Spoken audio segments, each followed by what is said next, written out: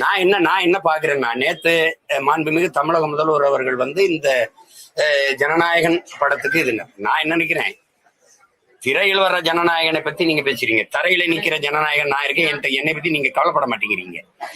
எனக்கு என்ன ஒரு சிக்கல்னா, நீங்க நல்லா கவனிக்கணும்.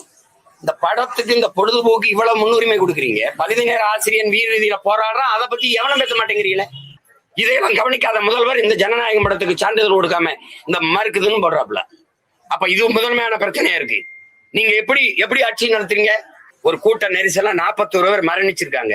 அதுல யார் வேலையுமே நீங்க முதல் தகவல் அறிக்கையில எஃப்ஐஆர் போடலை. எப்படி வழக்காவே ஆக்கல? என் இறை வழிபாட்டை விமர்சிச்ச நீ திரை வழிபாட்டை ஏன் விமர்சிக்கல? கதாநாயகன் வழிபாடு கடவுள் வழிபாடை விட மேன்மையானதுன்னு கட்டமைச்சிட்ட. அதே கல்லூரி விழாக்கள்ல இலக்கியவாதி பேச மாட்டான், இயக்குனர் பேசுவான், நற்றமிழ் சான்றோன் பேச மாட்டான், நடிகன் பேசுவான், நடிகை பேசுவான். அப்ப என்ன ஆகும்? சினிமா தான் இருக்கு உச்சம்னு. அங்க ஆடுறது என்ன? சங்கே முழங்க பாடுறான். சங்க இலக்கியமும் தமிழ் இலக்கியம் பாடல்கள் எழுச்சி பாடல்கள் பாடுது. திரைப்பாட்டை பாடிக்கிட்டு அந்த வேஸ்ட போட்டு ஆடுறான்.